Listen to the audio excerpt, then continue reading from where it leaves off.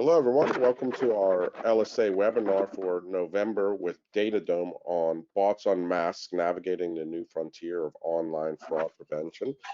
And I'm going to introduce Antoine in a second.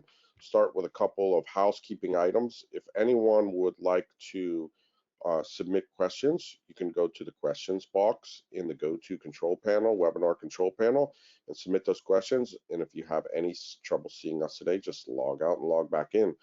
So with that, I'll introduce our speaker, Antoine from DataDome. So good afternoon, Antoine. How are you?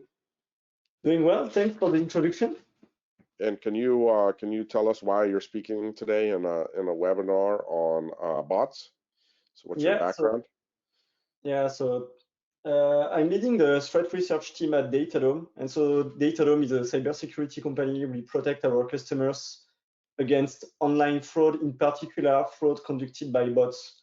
So this can be things around, credential stuffing attacks, layer 7 DDoS, scalping, payment fraud, etc.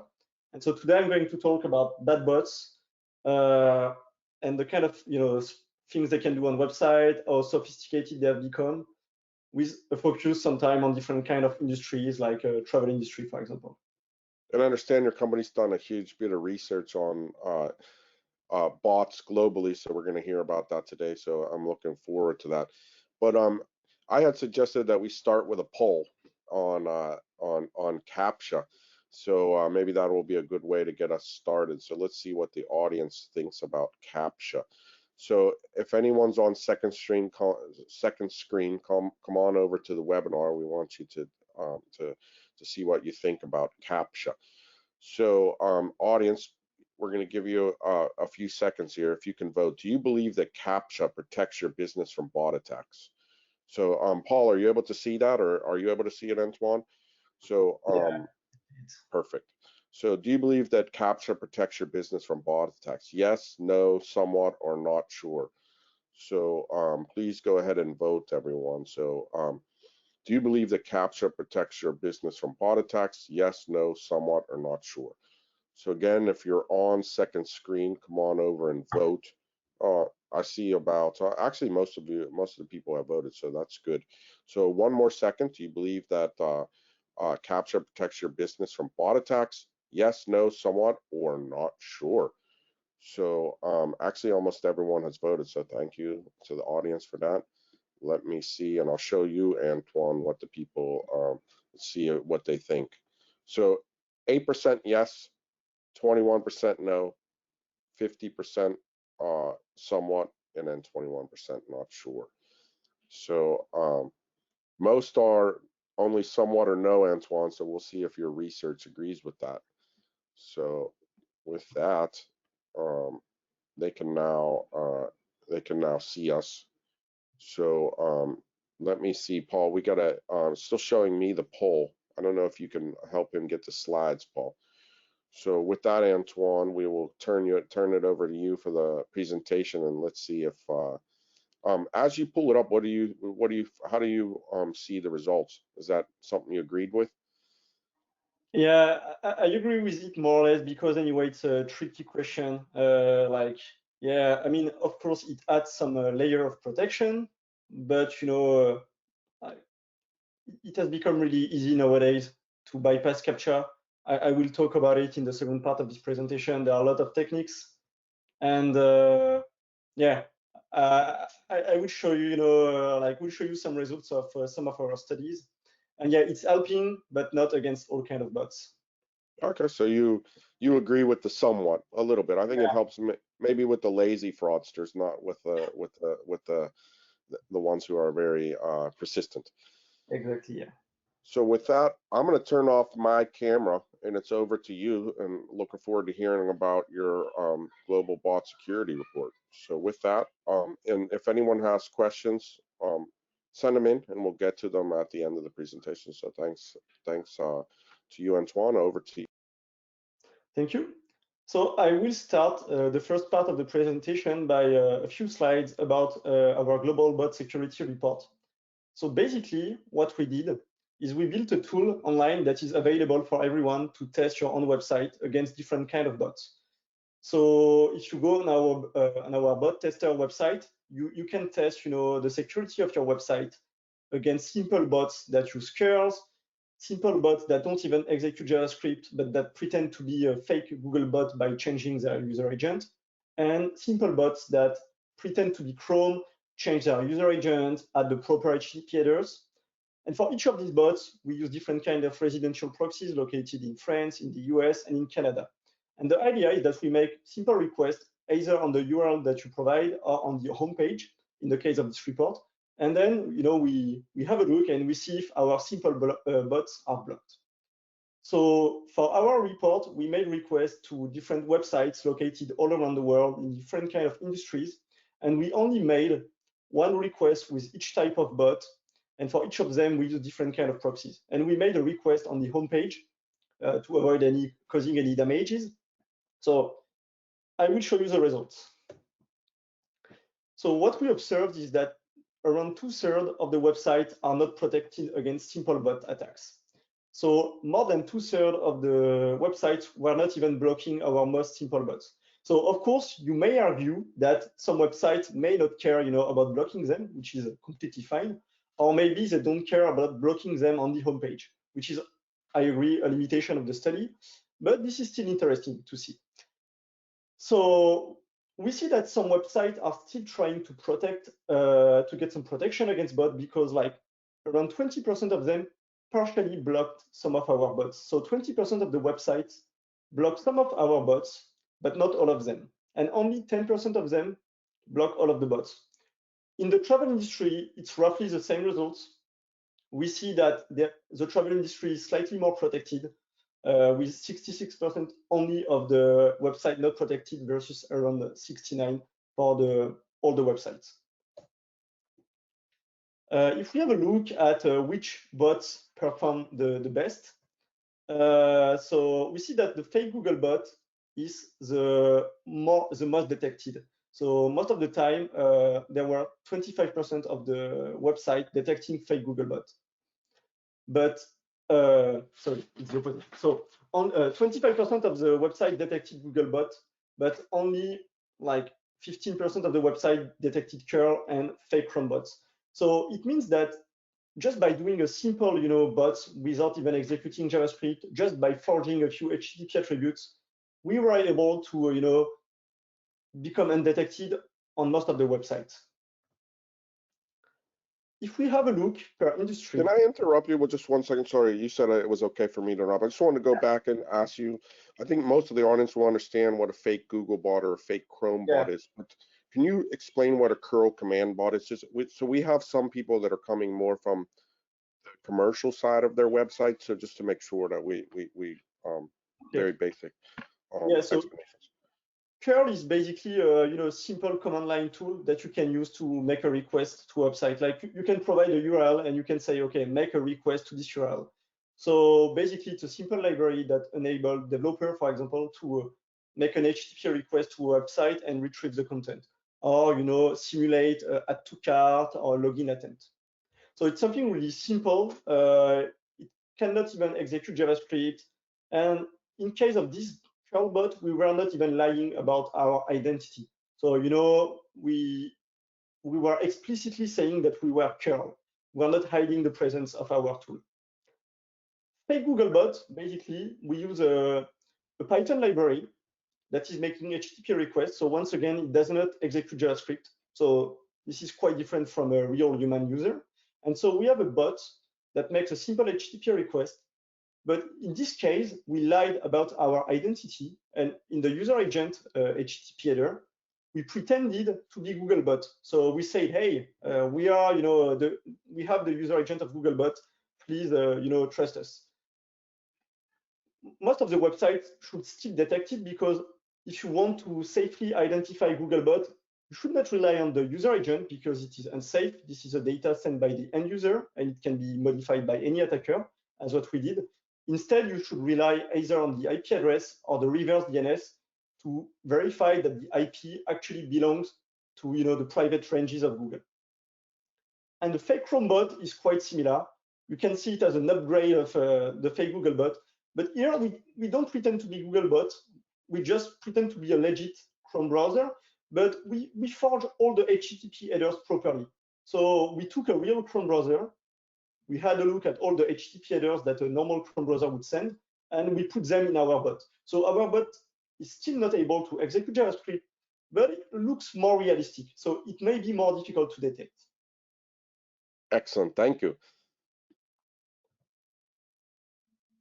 I'll turn off my camera and let you go back. Sorry to interrupt there, but I just wanted to make sure. Great explanation, so thank you. Oh, you're welcome. So when it comes to our bots, and whether or not they were detected, we see that the quality of the detection depends on the industry. So the industry that has the worst detection is a lifestyle industry. We see that more than 75% of the website didn't detect any of our bots.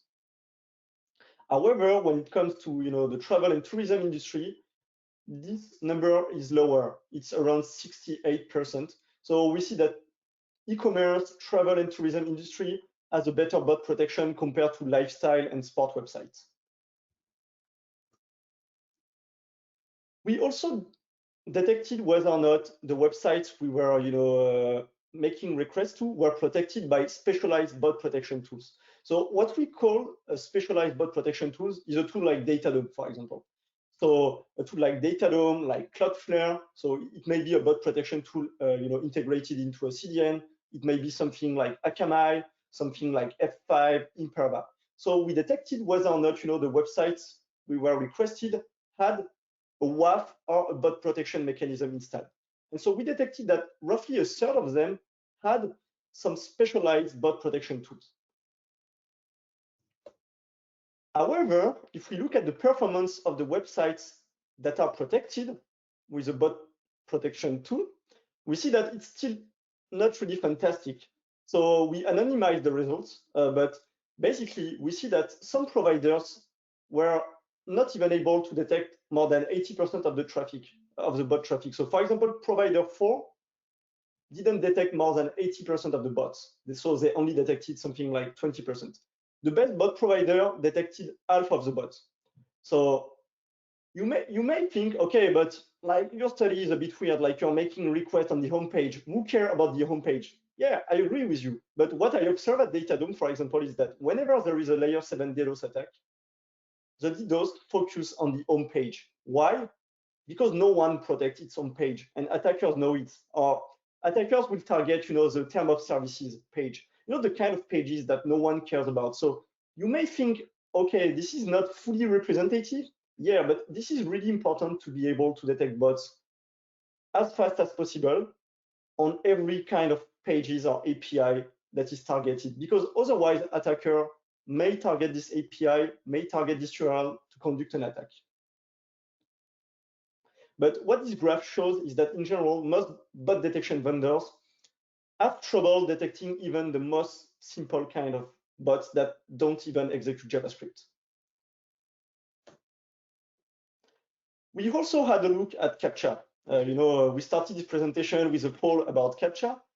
So I'm going to talk about CAPTCHA several times in this presentation, but we still see that CAPTCHA is really popular. So on the website we targeted with the bots, we had a look to see whether or not there was a standalone CAPTCHA. So a CAPTCHA, that is used alone, like the CAPTCHA, for example, and or a CAPTCHA that is returned by a bot vendor, for example. And we see that on 59% of the, on 40% of the website, sorry, we were able to observe a CAPTCHA. So CAPTCHA, even though they have a lot of limits, they are still highly popular as a protection mechanism against bots. But are they effective? This was the first question. Not really. What we saw is that we got a CAPTCHA less than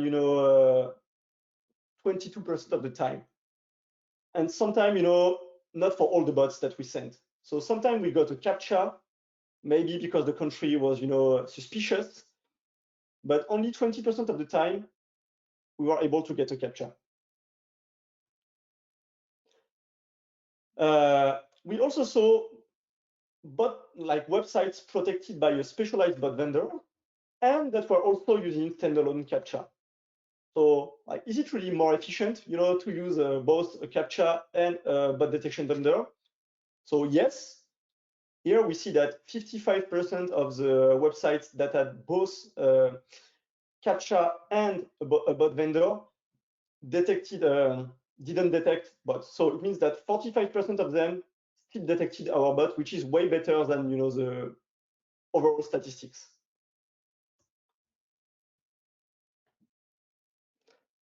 So now I will start with by giving you more details, but maybe I think you had a few questions, Chris. Yes, there's some questions from the audience, and I had some questions as well. So let me, but actually, well, the first question I wanted to know from my own perspective is sort of about DataDome. So how did it?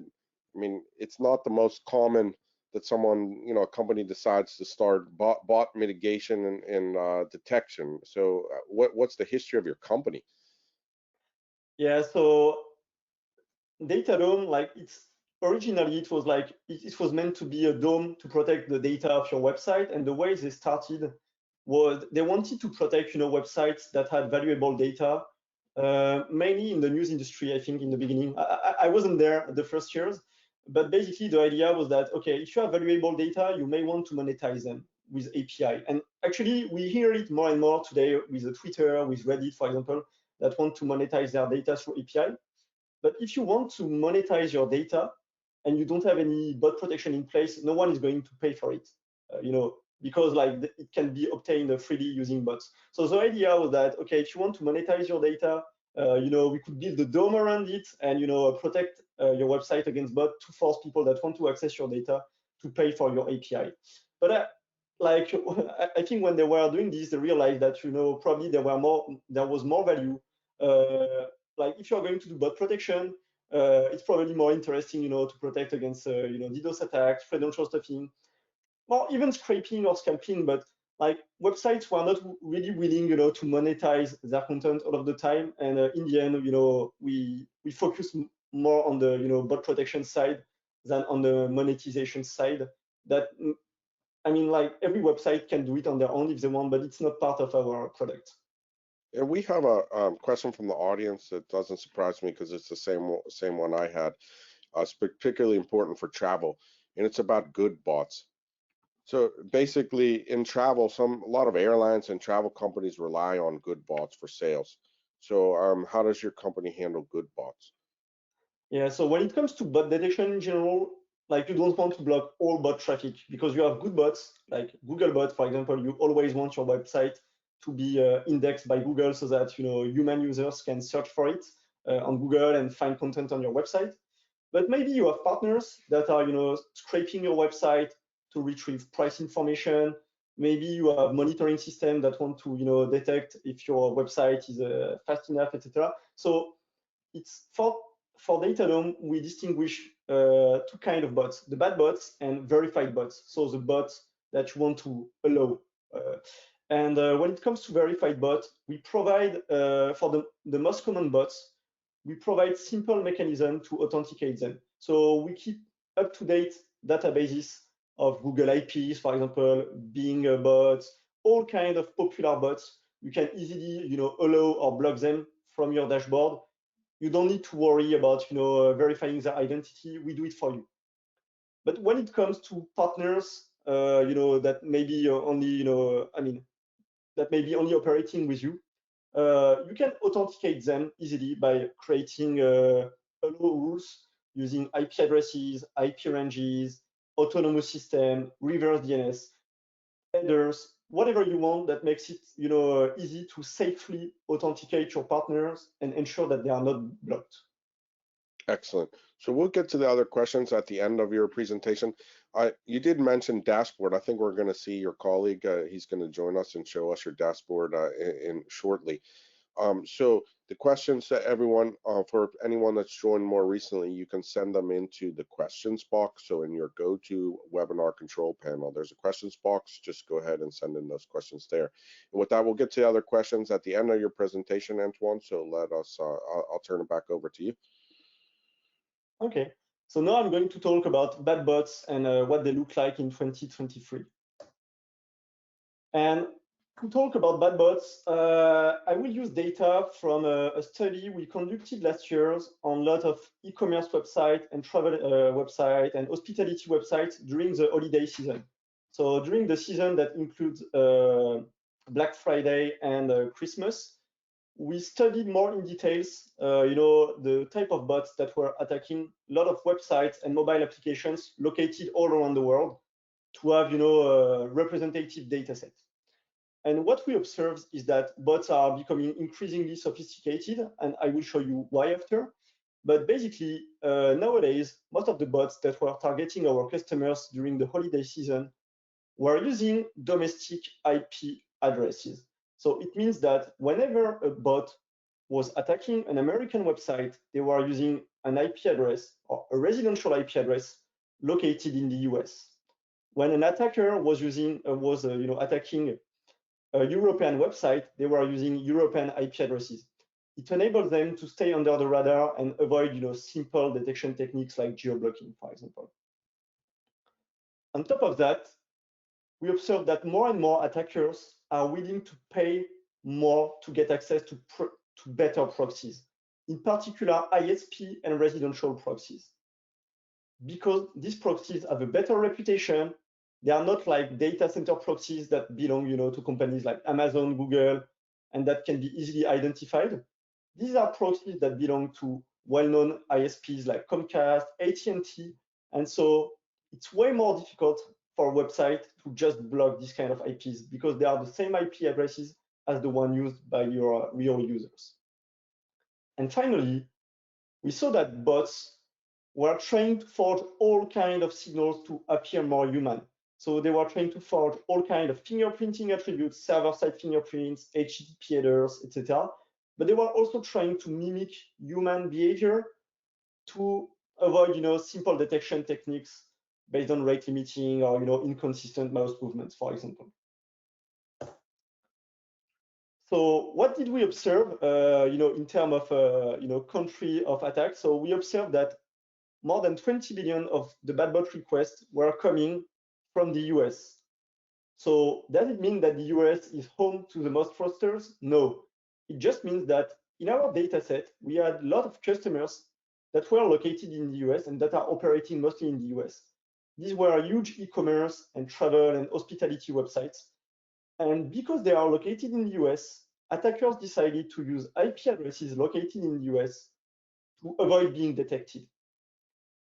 But we also saw a lot of traffic coming from China, from UK, from France, from Germany, and every time the attackers were trying to choose IP addresses that were in the same country of the application or website they were targeting.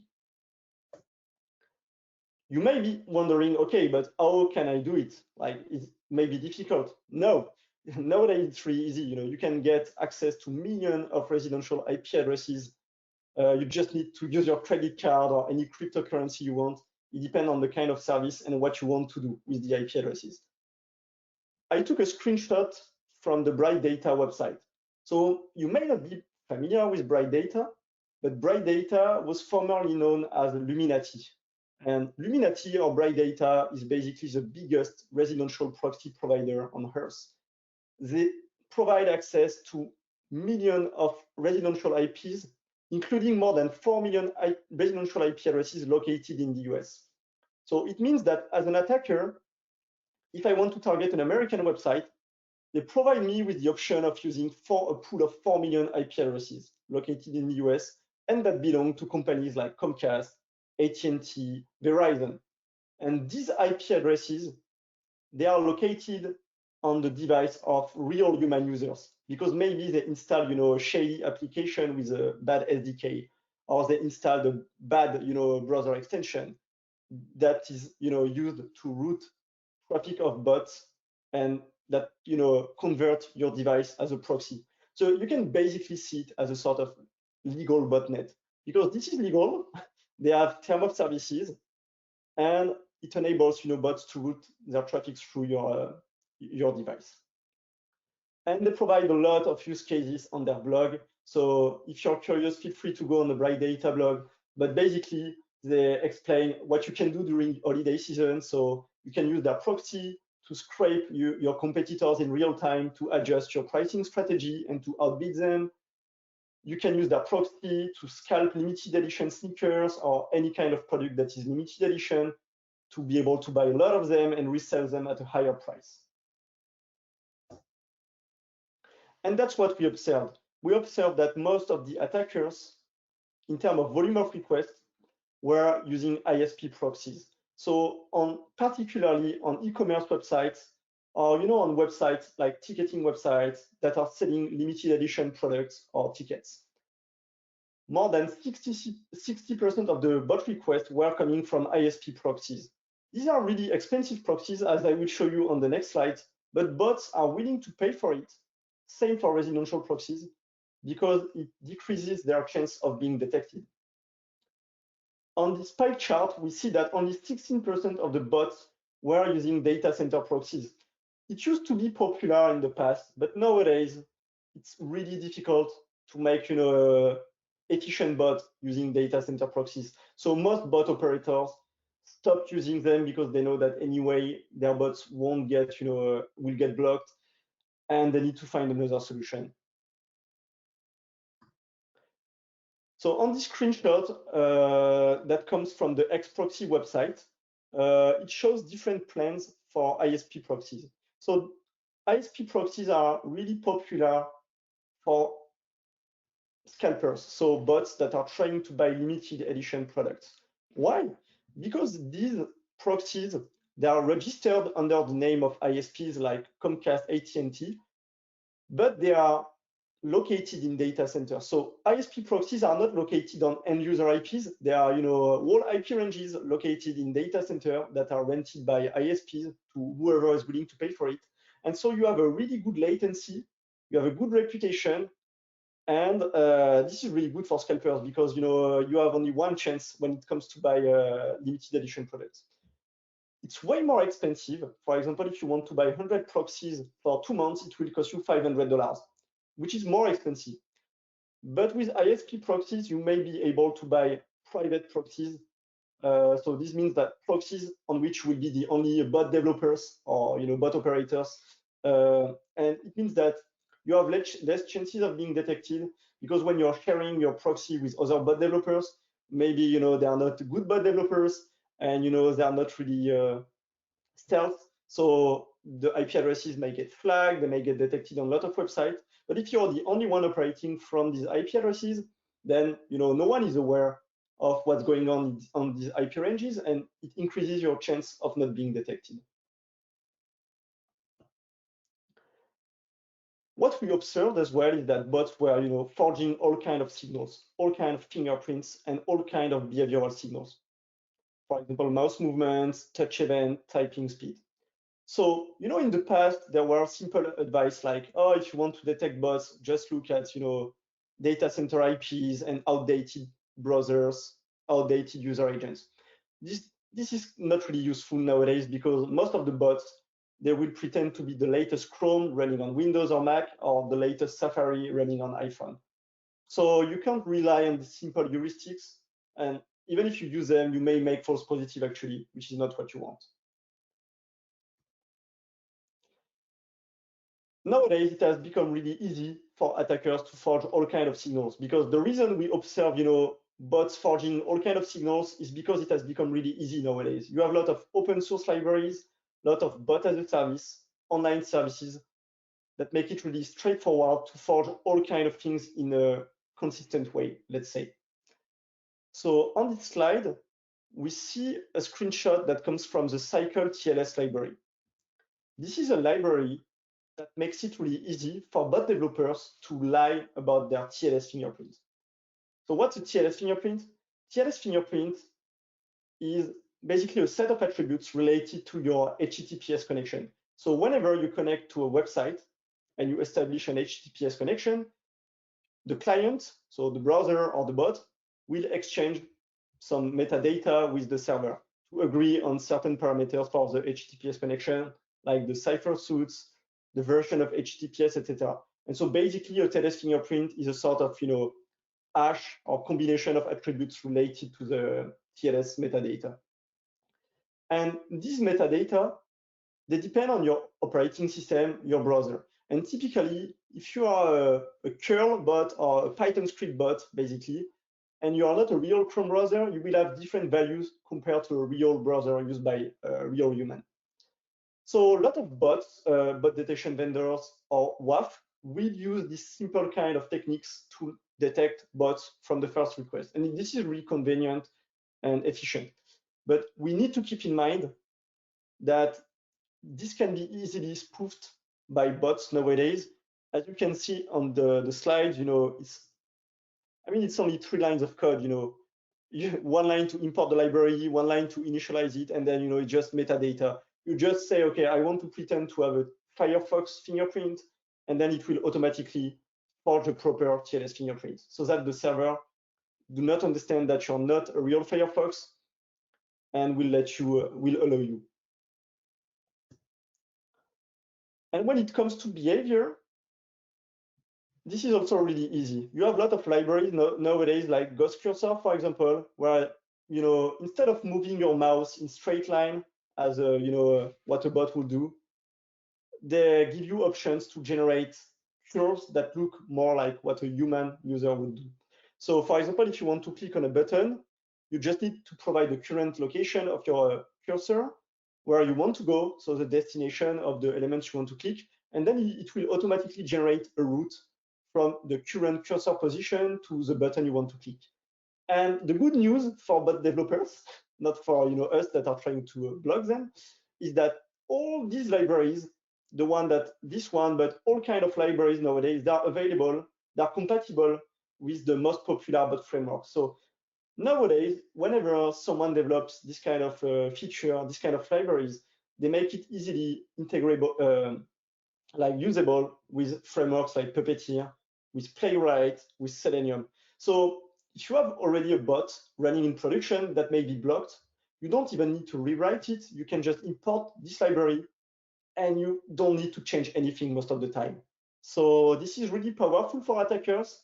And at the same time, this is really dangerous for websites because it becomes way more difficult to detect them. So, okay, we see that bots have become more and more sophisticated. They can lie about a lot of things.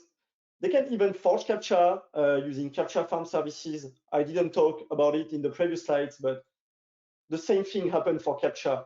You have a lot of libraries that enable you to solve CAPTCHA locally on your machine, or otherwise you can pay someone or use an API to automatically pass it on the behalf of your bot. So bots have become way more powerful, way more difficult to do. But what are they actually doing? What we observed is that a lot of the bots were doing scraping requests. But most of the time, scraping was used as a gateway threat to more damaging attacks. In particular, we observed on e-commerce websites or event websites, a lot of bots continuously scraping websites to detect whether or not a limited edition product would be available, or to detect price inconsistency, pricing issues. And then whenever they detect that something happened, they will throw a lot of scalping bots that may be even more sophisticated, that may use better, thinner IPs, and that we try to buy limited edition items. So we detected roughly 34 billion scraping bot requests, 4 billion scalping requests. But one thing you need to keep in mind is that the consequences, the impact for your website is not correlated with the volume of requests. Because when it comes to credential stuffing, account takeover, or fake account creation, we detected 350 million bot requests. So it's way less than scraping requests. But at the same time, if you don't detect even like 100,000 credential stuffing attempts, it can be really damaging because the attacker can get access to a lot of user accounts. You may have legal issues, reputational issues. So you really need to protect against these attacks, even if the volume is significantly less. Same for payment fraud. We detected more than 24 million payment fraud requests, mostly carding. So bots, that are trying to test stolen credit card. So it's way less than scalping or scraping, but the consequences can be way worse. Like if you don't block this request, it can significantly increase your payment fees, for example, or you may have legal issues as well. What happens? What bots compromise an account or are able to make successful requests? So it's not from us. This is, from things we observed in the news. They can do a lot of things. So when it comes to scraper and scalper, basically they will try to buy as much as possible limited edition products. So for example, in the case of Ticketmaster and Taylor Swift, it was a disaster. Everyone heard of it. The website was really slow. It felt almost like a DDoS probably for them, because you have hundreds of thousands of bots making requests coming from all kinds of residential IPs. It's really not easy to block. And at the same time, you should not block your real human user. So, and they become frustrated because all of the tickets, went to the bot and then, they are sold somewhere else. So people, have to buy these tickets at a higher price. In the hotel industry, in the hospitality industry, once a bot is able to compromise a user account, for example, using credential stuffing, they may be able to steal loyalty points, so fidelity points, and use them. And then, you may have a lot of user frustration and also legal issues, because if you have user accounts compromised, you need to contact the legal authorities in Europe, for example, maybe in California as well. So that's not something you want. In the scraping, in the airline industry, probably you don't want all your competitors scraping your website, because they can adjust their pricing strategy in near real time, and then it can impact your business. Also, maybe you remember, what happened on Disney Plus when they, launched their service. A lot of accounts were hacked. Actually, they were not hacked. It's more like people were reusing the same username or email and password on Disney and on other services that got breached in the past. And so people just use credential stuffing and were able to get access to user accounts because they were reusing the same password. And because of that, then they were able to sell access to these accounts. In general, when an account is compromised, a lot of bad things can happen. They can use it to conduct scams, because if it's a real user, real human account with a good reputation, it's easier to conduct fraud from this kind of accounts. Last time, when we were preparing the webinar with Chris, he told me that a lot of bots were, if they were able to compromise a highly trustable user accounts, maybe that becomes to an administrator, then the scammers would try, to change the password, reset, multi-factor authentication to be able, to maybe spread ransomware after, or conduct really, really damaging things from these trustable accounts. Okay, but what can you do against bots? I will give you a few possible countermeasures. Some of them require, bot protection. Others are things that you can implement on your website. But first, you need to keep in mind that traditional detection techniques are not enough. By traditional detection techniques, I'm talking about rate limiting, for example. Rate limiting is not enough, because bots have access to millions of IP addresses, and they will always stay under your threshold. So it's not effective, and you will just annoy real human users. CAPTCHA are not effective against sophisticated bots, because they will just use a CAPTCHA farm. They will use audio or image recognition techniques to automatically solve traditional CAPTCHAs, like reCAPTCHA, for example, which is the most popular one. And on top of that, CAPTCHA are really damaging in terms of user experience. It's not really effective at blocking bots, and at the same time, everyone hates CAPTCHA. So you should probably stay away from it and use something that is less painful for your users. Same for WAF. Everyone has a WAF, and it's important. I'm not saying you should, stop having a WAF, but when it comes to bot detection, nowadays, bots will forge, TLS fingerprints. They know how to forge proper HTTP headers. So the static signatures that used to work are not working anymore. They won't really help you to catch sophisticated bots. So it may be a good way to stop, the most simple bots, but then for the other one, you need something more advanced. To protect against credential stuffing attack, for example, you may want to enforce or recommend multi-factor authentication. I know this is not easy.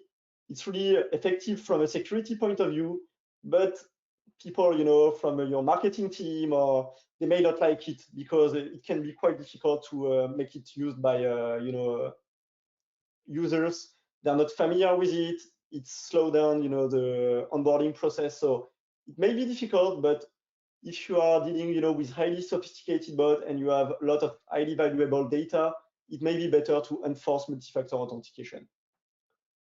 For things like fake account creation, you may want to run some heuristics to detect disposable emails, for example. So, throwaway emails that do not belong to well-known email providers like Gmail. You may want to enforce phone verification, but same, there is no silver bullet because even phone verification can be dangerous. Suddenly, if you have a lot of bots, it may cost you a lot to send SMS. So you should be careful. This can help you, but this can cost you a lot as well. In general, when you need to deal with bots, with sophisticated bots, you need to have some sort of real-time protection solution, like what we do at DataDome, because this is the only way to detect like bots in an efficient way, in particular distributed attacks that use thousands or millions of residential IP addresses. This is the only way to deal with bots that will use captcha farms or that use audio or image recognition techniques to pass traditional captcha. And at the same time, these kind of solutions, they take into account user experience because all the things related to rate limiting or captcha, like you may make a lot of false positives. Captcha, your human users, it will be painful for them and not painful for bot. But when it comes to bot detection, a good bot detection solution should collect a lot of signals in the background, completely invisible way, and challenge, the user only when it's really suspicious traffic. And it shouldn't throw a captcha to everyone by default. It's not effective, and like it will significantly impact user experience and your revenue potentially. That's it for me. Maybe you have a few questions before we. Yeah. I thought there's a question from the audience, so we're going to call in your colleague Julian. So Julian, you can turn on your camera, and I'll ask a question from the audience to Antoine as you get set up and take control of the screen. So Paul, can you help Julian take control of the screen? So Antoine, one of the questions from the audience was about who's behind these bot attacks. So basically, I'll go back from my own memory. You were showing the proxies and how much they cost. Who's buying those proxies, right? You showed like even plans for the proxies. Like who's the typical person doing this?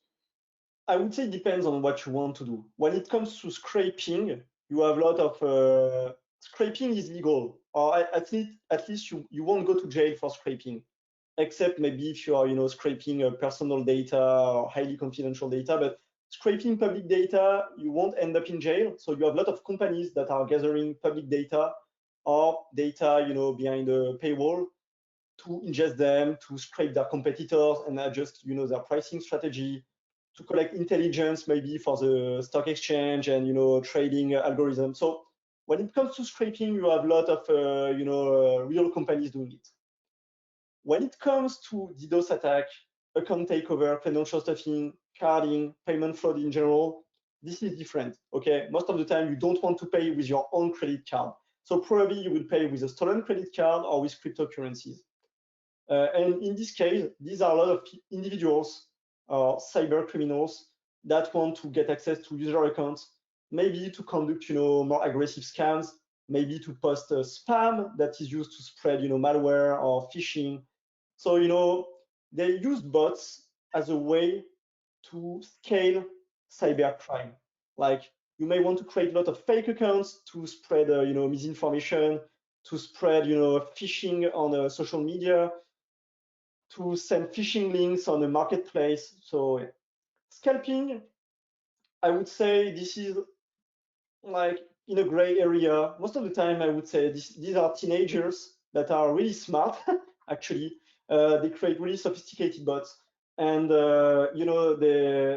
want to make quick money. But most of the people in the scalping industry, in my opinion, like only a few of them actually make money. The ones that are really good at making sophisticated bots. The other ones, they just spend a lot of money on proxies, on bots, and probably I'm not really sure they make money out of it. But did you see in the pandemic where we had a lot of people sitting at home for a while, like some newbie people just buying proxies and getting involved in this? Yeah, so it was funny actually. Yeah, during the pandemic, scalping got crazy. Like, a few years ago, scalpers were only on ticketing websites. Then they went on sneakers. Then with pandemic, a lot of things became scarce. And a lot of people were at home and they were like, okay, oh, I can make money, by buying limited edition product and selling them at a higher price. So they started buying gaming consoles like PlayStation, Xbox. They started buying GPUs. They started buying NFTs, during the crypto frenzy. So like making bots in particular in a scalping context became way more popular. If you go on YouTube, you will find a lot of tutorials regarding the way you can use a bot or make a bot to buy something. And so a lot of people started buying proxies. And at some point, I remember on the Discord channel, one bot developers was like, fuck DataDome, I bought $5,000 of proxies, and I was only able to get 2 sneakers. And yeah, it may be difficult to be rentable, because you have a cost. These proxies cost a lot, and they need to be careful. But you know that we have our first airline that is allowing all of its passengers to resell their tickets.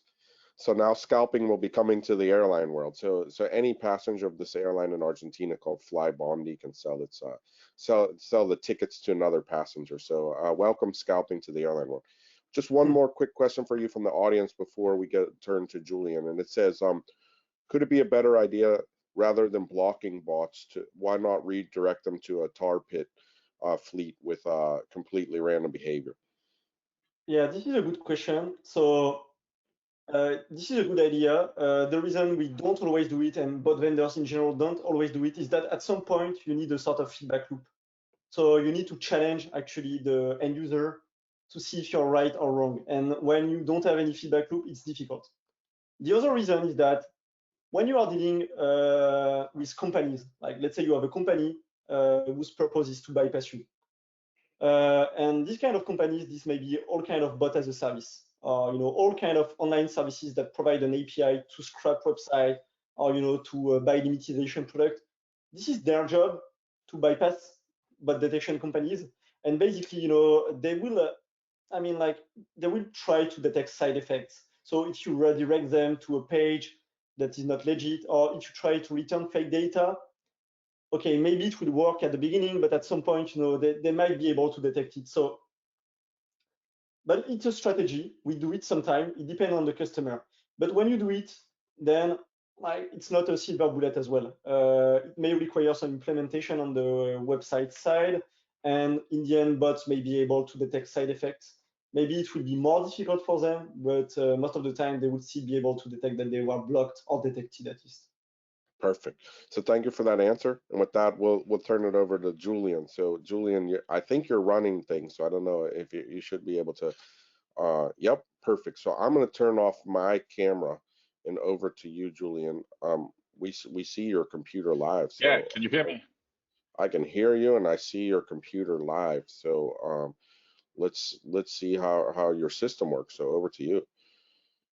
Yeah, thanks for having me. Hello, everyone. Now we're going to do a little demo of DataDome dashboard. So here you are in the user interface. So what you're currently seeing is a real-time dashboard, which shows in real time all the threats that are targeting your online business. So you see you have the color here, which tell which kind of threat you're facing with, you're dealing with. So it could be scraping or credential stuffing. You have the visibility minute per minute, and you have detail about the request. So usually this real-time engine is used to understand where you're getting attacked, because here you can see the top targeted domain, but you can also look for top targeted endpoints. So this way, your SOC team, your operational security services team have a way to understand what's currently happening if you have a big spike of attack in real time. So this is like the rest of the solution. Everything is real time in full transparency. What I'm going to show you right now will be the home page where you log in and get access to this information. Here you have this home page here, which shows circles with the number of requests for each threat that you're dealing with. So DataDome is an all-in-one product. So when you get the software, you get the protection against all of these threats. And you can see below there is a timeline which shows all the attacks that the detection got recently detected. For example, you can see there is the spamming one or payment one, like we discussed, and so this one is a scalping. Having access to this card here shows and gives you visibility on detail of the attack, domain targeted, endpoint targeted, time frame, etc. For example, this one gives you visibility over the add to cart, which means you're dealing with scalpers trying to get limited edition product and purchase them. So the protection here worked in real time. You can see the checkbox here, and you have detail over the attack. So you have the time frame, the velocity, number of user agent involved, and origin of the IPs involved in the attack. For example, in this case, it's a US-based IPs attack. So this list of entries here, say records, there will be just basically notification that your team can as well share internally.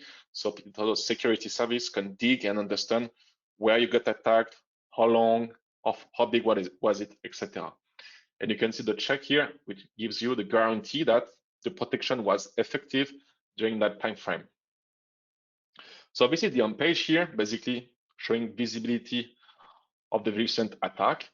And then what's important to look after is the access control overview, because here you can access visibility to these charts, which shows the 4 kind of traffic that you may have on your online business. Obviously, humans like you and me in green, you can see the majority of the traffic here. And then you have 2 sorts of traffic.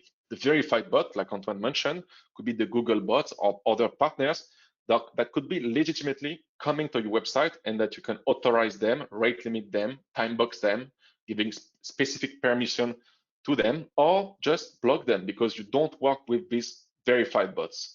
So you know these are verified because some customers may be using them, but maybe you won't be using them, so you can mitigate them as well.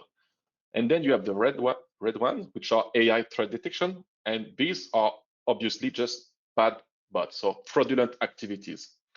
The last one would be the custom rules that we use as well to give specific exception, like authorization to small partners or staff IPs, etc. So no one gets a CAPTCHA if you're part of the staff. So this here example is again to measure the bad bot percentage of various.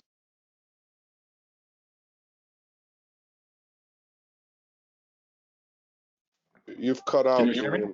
Yeah, now we can hear you. Now we hear you. Sorry. And then, so you have the bad bot percentage over a specific time frame. I'm currently looking for a few days. So like the rest of the UI, everything is designed to be fully transparent and in real time. The last page I wanted to showcase in this little tour is to give you the CAPTCHA detail. We've been mentioning a lot the CAPTCHA. DataDome has its own proprietary CAPTCHA, and with that, we are able to give much more in-depth detail about the CAPTCHA workflow. For example, you can see here, CAPTCHA response, has it been displayed or not, and you can measure how the behaviors are moving, right? So you can see the percentage of people displaying the CAPTCHA and how many of them have been solving it or ignored. So you can see that ignored would be bots just ignoring the CAPTCHA. They can display it, but they ignore it, right? Or these are just bots who cannot display the CAPTCHA.